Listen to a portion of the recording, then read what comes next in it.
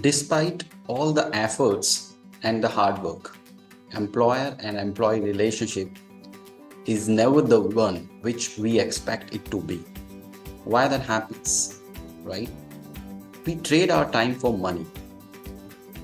And if somebody leaving the office after working all hours, it should be fine, right?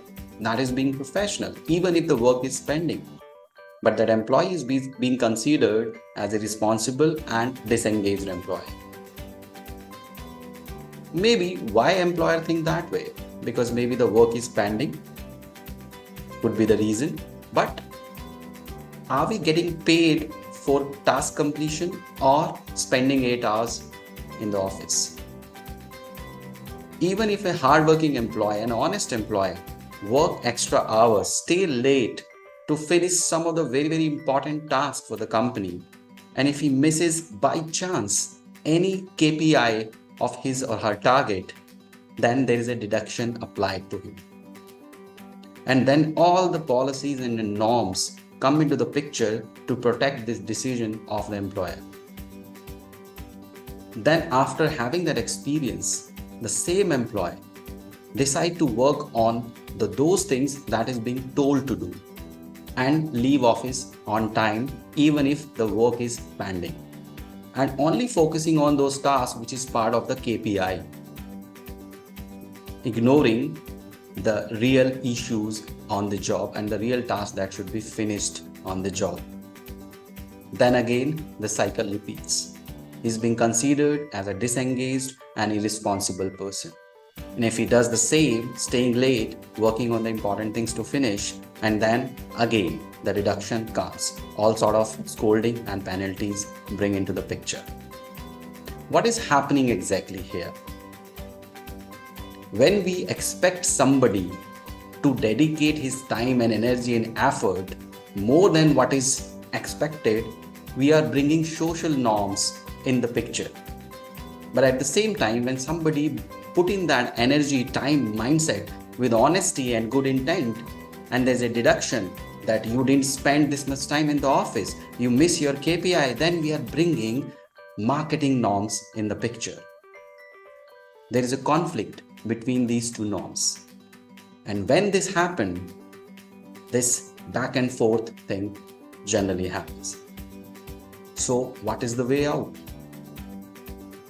We generally as an employer expect our employees to be team player, collaborative, but when somebody actually work to help a colleague to finish a project or help them to learn a new skill, and in the process missing out certain things which he or she was supposed to do, then there is a problem.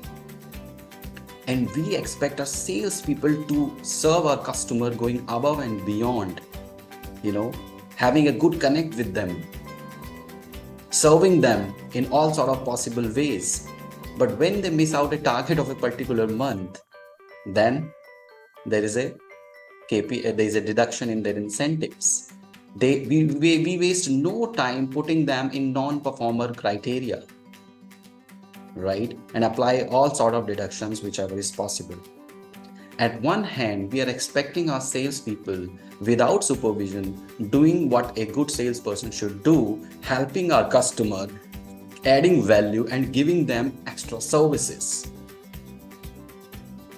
But what we do, when the employer do this, what happens? Then they say, okay, let's play the number game. That's what matters. Mold the processes, tweak the stakeholders, right? At the top of it, putting the company image on the stake. And even badly, they sell on low margin, compromising with the profitability here. We expect our employee to internalize the values of the organization, adopt the culture of the organizations. But are we really understanding their values?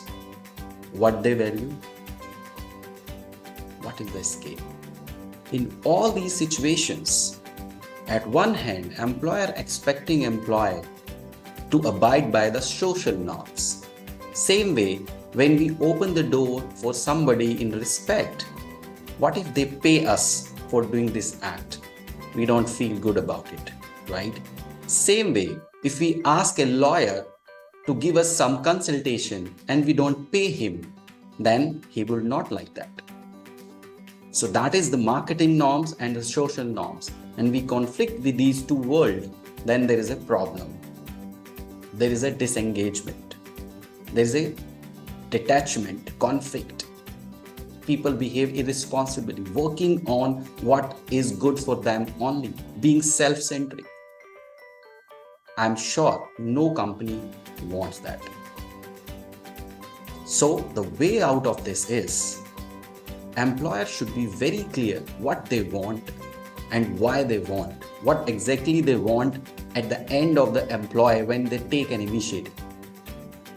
If an employer wants a person to be collaborative and team player, then employer should give that exemption to that employee if he or she misses an important core task of his. If you want your salespeople to go above and beyond to serve your customer, actually solving their problem, not thinking about the working hours, you should be ready as an employer to give them exemption if they miss out a particular sales target. That will send the message that we are also with you following the social norms. When you show those policies, terms, norms, and everything, when they are trying to do a noble task or a moral duty, then there is a conflict. I have certainly seen that employer expect our employee don't compare. Employer expect our employee to do not compare your salary with your peers, colleagues, juniors, seniors. Even do not look out for the opportunities outside. But what are we doing as an employer? We are actually comparing on every single steps. How? Do we pay extra salary to somebody existing or hiring a new talent compared to their counterparts? No, we don't. Even though we decide the potential of a talent based on the current CTC he or she has. We stick and put our heels, dig our heels in and say, no, this is your salary, we can't pay you more than that. We are comparing. And what do we expect from our employees? There is a conflict between the social norms and the market norms. When you basically judge an intention and the performance of an employee based on the numbers only, people will play number games. They will finish what is being asked, what is part of the KRA. They will ignore all sort of big problems that is there in the system, in the processes. They will never work out it to solve them. So we should avoid the conflict of these two languages that we speak. If we speak a professional language, then we should expect the same return from the employees.